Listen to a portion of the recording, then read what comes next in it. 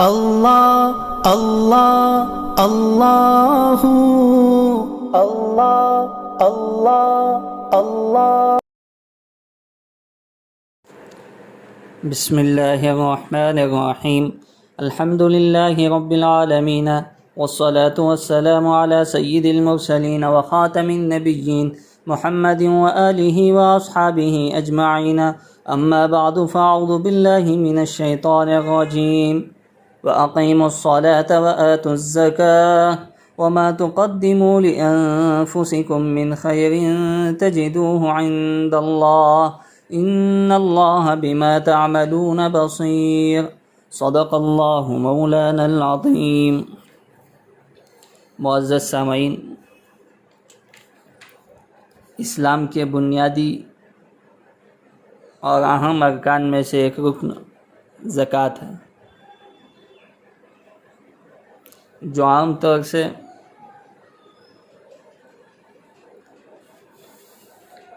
زیادہ ثواب حاصل کرنے کی نیت سے عام مسلمان رمضان میں ادا کرتے ہیں، تاکہ اس کا ثواب زیادہ سے زیادہ ملے اور اللہ تبارک و تعالی اس کو قبول فرمائے۔ پہلے زمانے میں بھی صدقہ وغیرہ کا اہتمام تھا، لیکن اس کی کیفیات مختلف تھیں۔ مثلاً پہلے زمانے میں صدقے کی قبولیت کی نشانی یہ تھی کہ صدقے کا مال کسی جگہ رکھ دیا جاتا اور آسمان سے آگ آ کر اسے جلا کر خاکستر کر دیتی، یعنی بالکل خاک کر دیتی، گویا کہ صدقے کا مال کسی دوسرے بھائی کے کام نہ آ سکتا تھا، وہ آگ میں جل جاتا تھا۔ آگ میں جلنا ہی اس کا اصل مقصود تھا۔ حضرت آدم علیہ السلام کے دو بیٹوں حابیل و قابیل کے قصوں کے ضمن میں اسی طرف اشارہ ہے۔ اللہ تبارک و تعالی نے ارشاد فرمایا، اذ قربا قربانا فتقبل من احدہما ولم يتقبل من الآخر، جب دونوں نے اللہ کے نام کی ایک نیاز پیش کی اور ان میں سے ایک کی تو مقبول ہو گئی اور دوسرے کی مقبول نہ ہوئی۔ اور یہ زکوٰۃ اللہ تبارک و تعالی نے مال کی گندگی ہے اس کو نکالنے کو کہا۔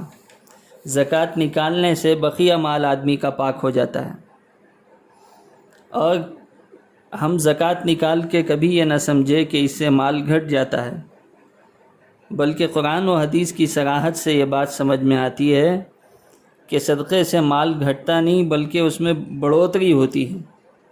اسی کو اللہ تبارک و تعالی نے قرآن مجید میں ارشاد فرمایا، یمحق اللہ الربا ویربی الصدقات، اور آپ علیہ السلام نے ارشاد فرمایا، کسی آدمی کا مال صدقے کی وجہ سے کم نہیں ہوتا، اور جب بھی کسی انسان پر ظلم کیا جائے جس پر وہ صبر کرے تو یقیناً اللہ تعالیٰ اس کی عزت میں اضافہ فرماتے ہیں، اور جب بھی کوئی آدمی کسی سوال کا دروازہ کھولے تو اللہ تعالیٰ اس پر فخر کا دروازہ کھول دیتا ہے۔ تو اس سے معلوم ہوتا ہے ان قرآنی آیات سے اور احادیث سے کہ صدقہ دینے سے مال میں اضافہ اور بڑھوتری ہوتی ہے، کسی قسم کی مال میں کمی نہیں ہوتی، اور بھی بے شمار فوائد ہیں۔ ایک حدیث میں آپ علیہ السلام نے فرمایا، صدقہ دینے میں جلدی کرو، اس لیے کہ مصیبت صدقے سے آگے نہیں بڑھتی، یعنی مصیبتوں کو ختم کر دیتا ہے۔ اور ایک حدیث میں آپ علیہ السلام نے فرمایا، صدقہ جو ہے وہ اللہ تعالیٰ کے غصے کو ٹھنڈا کرتا ہے اور بری موت سے بچاتا ہے۔ سخت بیماری اور سنگین حالات سے بچانے میں صدقہ انتہائی مفید اور مؤثر ہے، تو اس وجہ سے برے حالات میں اور بیماریوں میں اس کا زیادہ اہتمام کرنا چاہیے۔ اور ایک حدیث میں آپ علیہ السلام نے فرمایا کہ زکوٰۃ ادا کر کے اپنے مال کی مضبوط حفاظت کر لو اور صدقے کے ذریعے اپنے مریضوں کا علاج کرو۔ اور ایک واقعہ میں آپ کو نقل کرتا چلوں کہ زکوٰۃ کے ذریعے سے اللہ تبارک و تعالی مالوں میں کیسی بڑھوتری فرماتے ہیں اور اللہ کی مدد و نصرت کیسی ہوتی ہے۔ ایک روایت میں آتا ہے کہ ایک آدمی جنگل میں چلا جا رہا تھا، اچانک اس نے بادلوں میں سے ایک آواز سنی کہ فلاں آدمی کے باغ کی سینچائی کر، یعنی وہاں پہ برس۔ تو اچانک بادل کا ایک ٹکڑا الگ ہوا اور اس نے ایک وادی میں پانی برسایا۔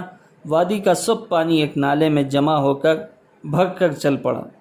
تو آدمی پانی کے پیچھے پیچھے چلا، اسے تلاش تھی، جستجو تھی۔ اس میں خلاف توقع، خلاف امید ایک نام لیا گیا ہے، اور پانی بھی بالکل اکٹھا ہو کے ایک ہی جانب جا رہا ہے۔ اب آگے جا کر کیا دیکھتا ہے کہ ایک آدمی اپنے باغ میں کھڑا ہوا پانی کا رخ اپنے پھوڑے سے باغ کی طرف کر رہا ہے۔ تو اس شخص نے اس سے پوچھا، جو باغ میں درستگی کر رہا تھا، اس سے پوچھا کہ تمہارا کیا نام ہے؟ اس نے بتایا کہ میرا فلاں نام ہے۔ تو یہ وہی نام تھا جس کو اس نے بادل کی آواز میں سنا تھا۔ اب باغ والے کو خیال آیا کہ میرا نام یہ اجنبی شخص یہ کیوں پوچھا؟ تو اس نے سوال کیا، آخر تمہیں میرا نام پوچھنے کی کیا ضرورت پیش آئی؟ اس نے جواب دیا کہ یہ پانی جس بادل سے برسا ہے اس میں سے میں نے آواز سنی تھی کہ فلاں یعنی تمہارے باغ کی سینچائی کریں، لہٰذا بتاؤ تم اس باغیچے کی آمدنی کا کیا کرتے ہو؟ معزز سامعین، ہم اس کا جواب غور سے سننا ہے اور اس پر عمل کرنا ہے۔ کوشش کریں اپنی تجارتوں کے ذریعے اور اسی طرح آمدنی کے ذرائع میں اسی طرح ہم اپنے حصص بنائیں، تاکہ اللہ تبارک و تعالی ہمارے مالوں کی حفاظت فرمائے اور ہمارے کاروبار کی ترقی فرمائے۔ تو شخص جواب دیتا ہے کہ دیکھیے، میں مال کے 3 حصے کرتا ہوں، 1/3 صدقہ کر دیتا ہوں۔ یہ سب سے بنیادی اور اہم بات ہے کہ 1/3 حصہ صدقہ کر دیتا ہوں، اور 1/3 حصے میں سے میرے گھر والے کھاتے ہیں، ان کی ضروریات اس سے مکمل ہوتی ہیں، اور 1/3 حصہ پھر باغ میں لگا دیتا ہوں۔ تو اس سے بات معلوم ہوئی کہ اللہ کی راہ میں دیا ہوا مال ضائع نہیں جاتا، اللہ اس کی حفاظت فرماتے ہیں اور اس کو بڑھا چڑھا کر زکوٰۃ اور صدقہ دینے والے کے حصے میں اللہ تبارک و تعالی دے دیتے ہیں۔ اور اسی طرح یہ بات بھی اس واقعے سے ہم کو سمجھ میں آتی ہے کہ ہر عبادت کا ثواب چاہے دنیا میں ملے یا آخرت میں تو ضرور اس کو ملنا ہے، لیکن صدقہ اور زکوٰۃ یہ ایسی چیزیں ہیں، اس کا بدلہ اور اس کا ثواب اور اس کا اجر اللہ تبارک و تعالی دنیا ہی میں عطا فرما دیتے ہیں۔